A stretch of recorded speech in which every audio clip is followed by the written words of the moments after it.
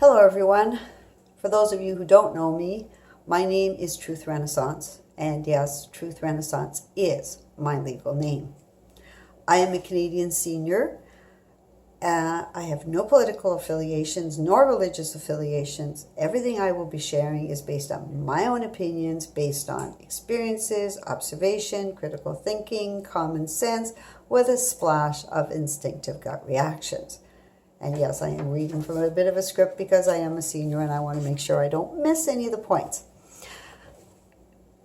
I do want to say that I have been watching a few of the videos. Well, actually, I've been watching a lot of the videos. And I believe it was Keith Wilson who said that this is a call to action. And it is. So I'm challenging each and every one of you in your own way to start sharing with your friends, your neighbors, your family, politicians, everybody, that we need to really think about the next elections that are coming up, okay? We really do. And we need to become more knowledgeable in what's going on.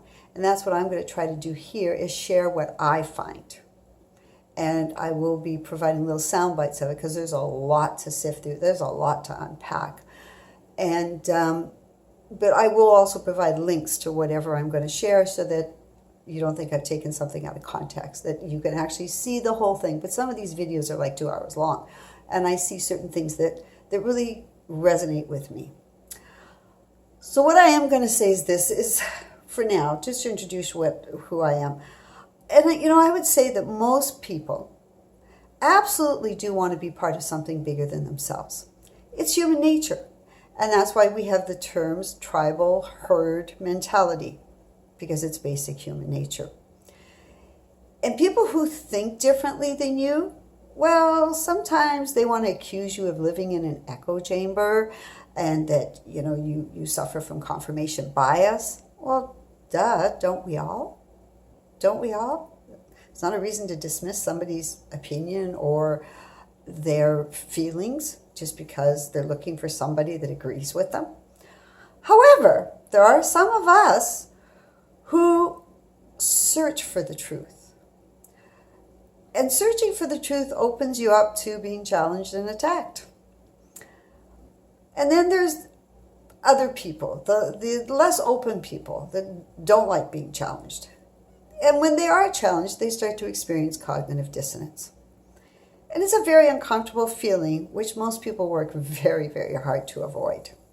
So they discount, dismiss anything that challenges their beliefs or their stance on something, even if those beliefs and stances no longer serve them. Right now, many, many people are experiencing those uncomfortable feelings of cognitive dissonance.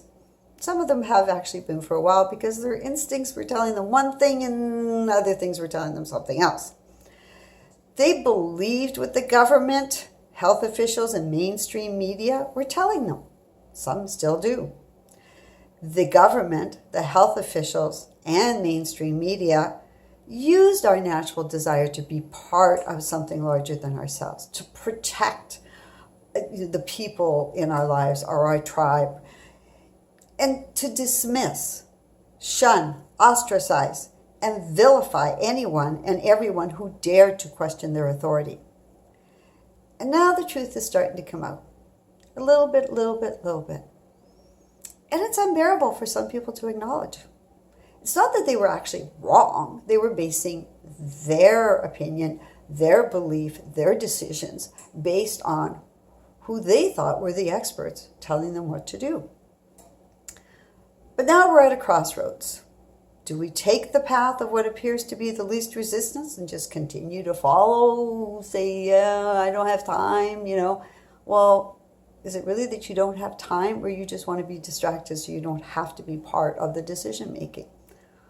Or do you become part of those who tirelessly and through great adversity have been and are still fighting for our country to be back to the once true north, strong and free? Free to make decisions. Freedom of speech. If not now, then when? If not you and I, then who?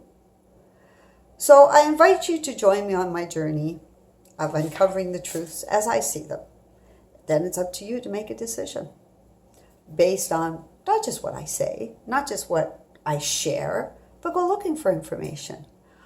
You know, when all of this started, I watched all that stuff. And when it got a bit out of hand, I watched mainstream media, I watched alternative media, I watched as the convoy happened, I watched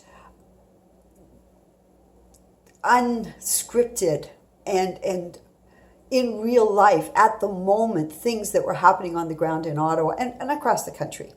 Not brought to us by mainstream media, because when I watch mainstream media, it's like, just a second, there's a disconnect here. This is not what I just saw. And then I watched the House of Commons, which I'd never watched CPAC before. Well, no way. I was not a political person at all. I watched CPAC. I watched the House of Commons debating, invoking the Emergency Act. I watched the Senate deciding whether they're going to revoke the Emergency Act or not. Then I watched the entire 6 weeks of testimony and cross-examination at the inquiry. I have now seen the reaction from Justice Rouleau's report. I haven't read the whole thing. There are other much more educated and intelligent people that are dissecting that, and I will be sharing that with you.